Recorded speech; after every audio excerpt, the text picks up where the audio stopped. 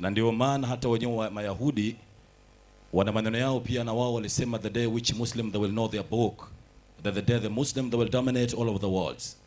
Siku Waislamu mkijua maana ya Qur'ani, ndio siku ambayo dunia itakuwa katika usarabu uliokuwa bora. Elimu hizi tunawafundisha watoto, lakini kama hatutowapa mafunzo ya Qur'ani, yawezekana mtoto akawa ni fitna katika maisha yako. Mtoto anaweza akawa ni mtihani katika maisha ya baba na mama, ikiwa kama mtoto hatutompa mafunzo yaliokuwa bora. Tumeona alhamdulillah mambo makubwa ambao wanafunzi wa kiume na wa kike wamefanya, na yote hii ni kuonesha malezi yaliokuwa bora na kuonesha kwamba malezi ya Kiislamu ndipo pale inapompeleka mtoto kuwa bora.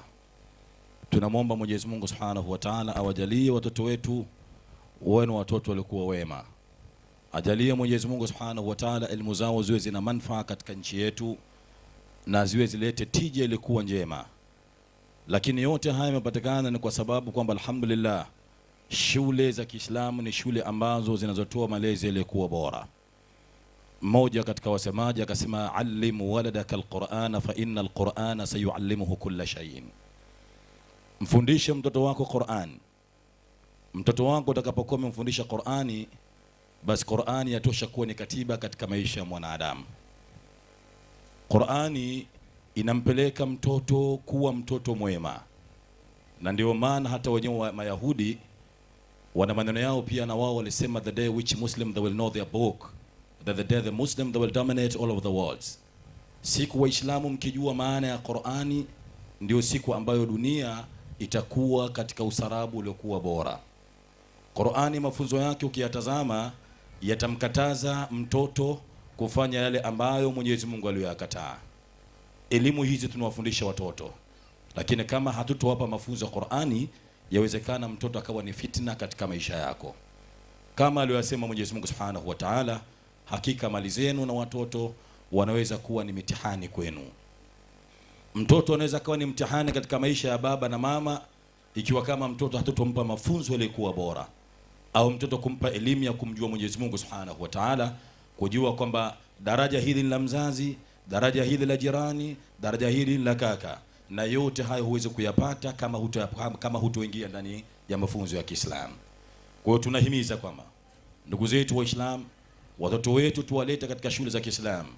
Tumeona hapo alhamdulillah watoto wetu, mabinti wetu, maneno waliokuwa kiyazungumza, hisia zao ambazo wamezionyesha katika maonyesho yao, unaona kabisa kama ni watoto ambao wamepikika katika malezi yaliokuwa bora. Tunamuomba Mwenyezi Mungu inshallah hao watoto awajalie wawe ni watoto waliokuwa wema. Jambo la pili, elimu hiyo wameichukua ni elimu ya msingi au ni msingi wa pili katika masala ya ilmu, lakini bado hawajafikia mwisho wa nini wa ilmu. Na hakuna mwanadamu yoyote ambaye anaweza kufikia mwisho wa elimu, kwa sababu sifa ya elimu ni sifa yake Mwenyezi Mungu Subhanahu wa Ta'ala. Isipokuwa elimu itamtoa mwanadamu kutoka katika position hii kwenda katika position nyingine. Pale ulipoishia kuna mwingine ataanzia hapo kwenda juu zaidi.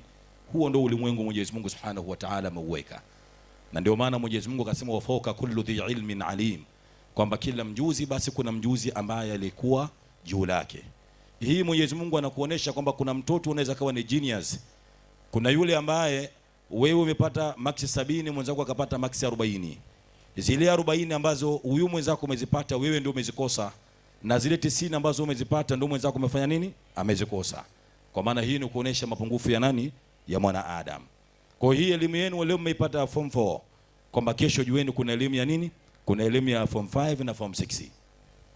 Lakini wakati huo ndio unaendelea au unaandaliwa kwenda kuwa mtawala sasa, ima katika familia yako, kuwa mtawala katika mtaa, kuwa mtawala katika nini? Katika serikali yetu, na kuendesha maisha. Hasa ulimwengu wetu wa sasa hivi tulikuwa nao ni ulimwengu mbaya sana. Ni ulimwengu ambao watakikana sana kwamba watoto wawekwe chini na kufundishwa sana masala ya kuhusu ya dini. Dini ina nafasi kubwa sana kuweza kuwatengeneza watoto wetu. Leo tunaona mitihani mingi na mikubwa katika nchi yetu.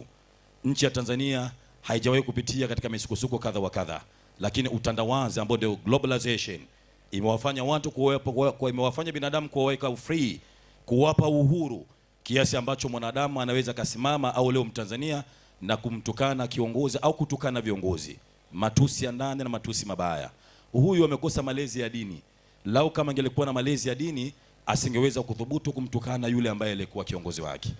Huyu kama leo katoa matusi ya dhahiri kumtukana kiongozi, kesho ana uwezo hata kwenda kuvua nguo mbele ya mama yake. Kwa hiyo tunasema allim waladaka alqur'ana fa inna alqur'ana sayuallimuhu kulla shay'in.